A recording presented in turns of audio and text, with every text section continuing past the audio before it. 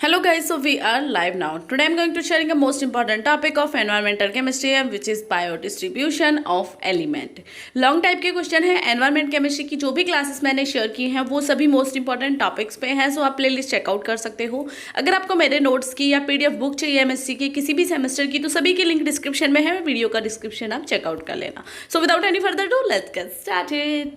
Firstly, we start with the introduction. Biogeochemical cycle involve biodistribution of elements that are essential for life. Cu, Zn, Cr, Ca, Mn, Etc are abundant element that makes up sedimentary cycle.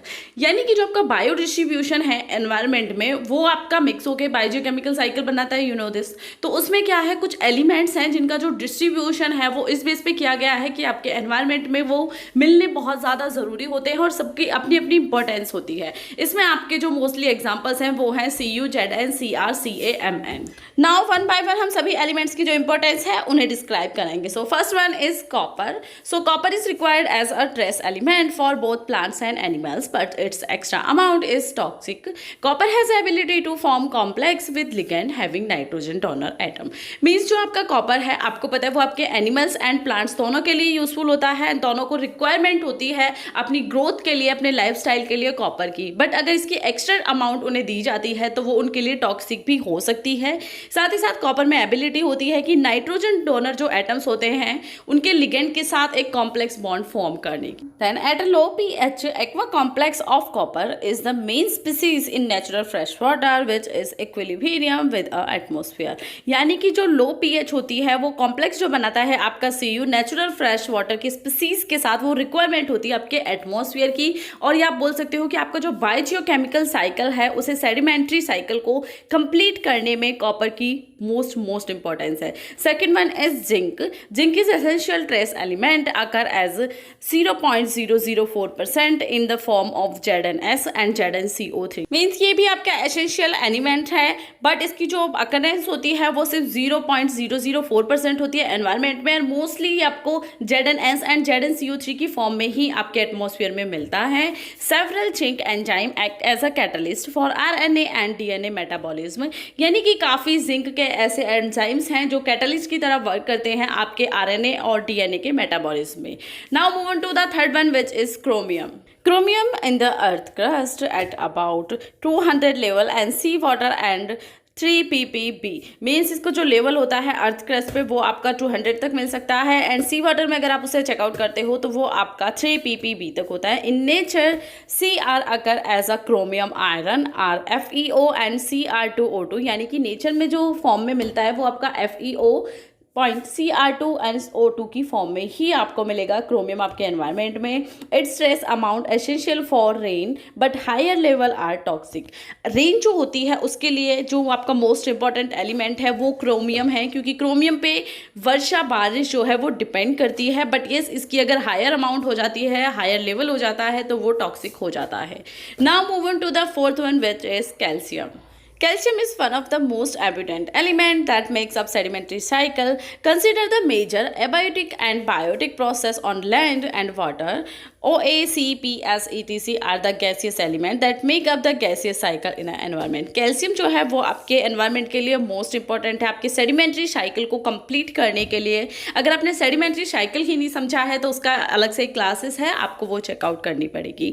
जो आपका calcium है वो आपके biotic and abiotic जो process होती है आपके earth crust पे हो या वाटर में हो तो उसे कंप्लीट करने कैल्शियम की अपनी इंपॉर्टेंस होती है। साथ ही साथ आपका OAC एंड PS जो है वो आपके गैसियस एलिमेंट है और आपकी गैसियस साइकिल जो होती है एनवायरनमेंट में उसे कंप्लीट करने में मोस्ट इंपॉर्टेंट पार्टिसिपेट करते हैं, क्योंकि इनके थ्रू आपका जो अगर ये नहीं होंगे तो गैसियस जो प्रोसेस है, जो साइकिल है आपका एनवायरनमेंट में वो कंप्लीट नहीं होगा। तो उसमें आप नोट डाउन कर सकते हो CPNS ETC, यानी कि काफ़ी है बट ये मोस्ट इंपॉर्टेंट है। Now move on to the fifth one which is oxygen cycle. आपको ये सभी नोट्स जो मैं शेयर कर रही हूँ जिनसे क्लासेस, वो PDF के रूप में एक बुक के थ्रू मैंने शेयर किए हुए हैं, अपने हैंडमेड नोट्स हैं, कुछ में मार्केट की बुक्स हैं। अगर मटेरियल अच्छा है तो वो so you can go and check out the link. Video के डिस्क्रिप्शन में सभी लिंक आपको मिल जाएंगी, सभी नोट्स की एंड सभी सेमेस्टर्स की।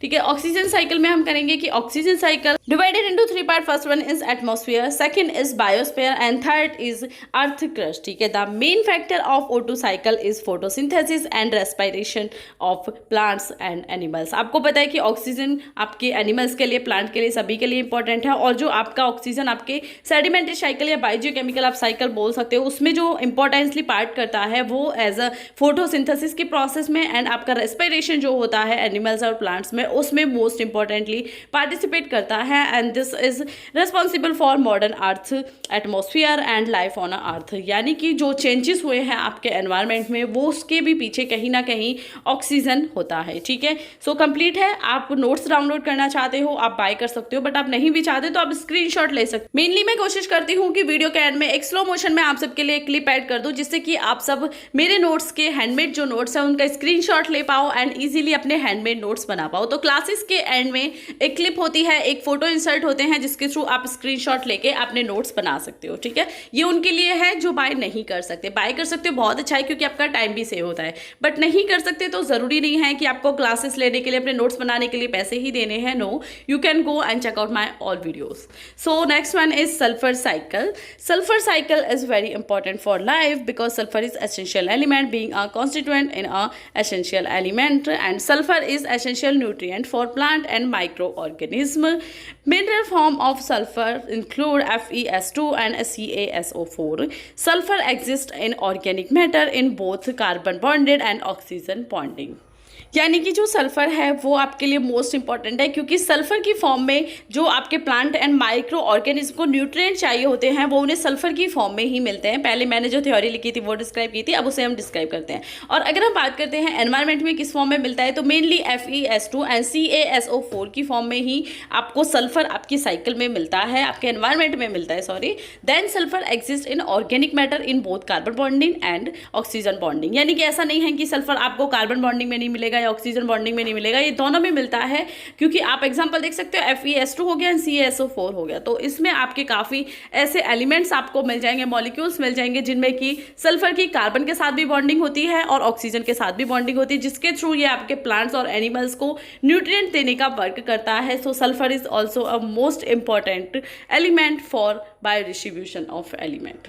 7th is phosphorus cycle. ठीक है, it is operate in environment as PO4-2 and H2PO4 and HPO4- और soluble inorganic और organic phosphate। Phosphorus environment को ऑपरेट करता है इन the form of PO4- and H2PO4 and HPO4 की form में ही, means आपको ये मिलता है। साथ ही साथ सॉल्युबल इनऑर्गेनिक और ऑर्गेनिक फॉस्फेट के रूप में एनवायरनमेंट में आप फास्फोरस के साइकिल को देख सकते हो, या ये पार्टिसिपेट करता है इन दिस फॉर्म। ठीक है, the 3 main reservoir of phosphorus are lithosphere, biosphere and hydrosphere. अब लिथोस्फेयर, बायोस्फेयर और हाइड्रोस्फेयर क्या होता है आपको पता है तो अच्छा है, नहीं पता है तो एनवायरनमेंट की क्लासेस चेकआउट कर लेना, प्लेलिस्ट में सभी पे पॉइंट्स है, क्योंकि ये मोस्ट इंपॉर्टेंट पार्ट है आपका एनवायरनमेंट केमिस्ट्री का। फर्स्ट चैप्टर का सेकंड टॉपिक है, तो अगर आपको वही नहीं आता है तो आप एनवायरनमेंट का आपका करना बेकार है, क्योंकि आपको स्टार्टिंग पता होनी चाहिए। तो ये फर्स्ट पॉइंट्स हैं एंड आप डिस्क्राइब कर सकते हो, चेकआउट कर सकते हो मेरी वीडियोस में।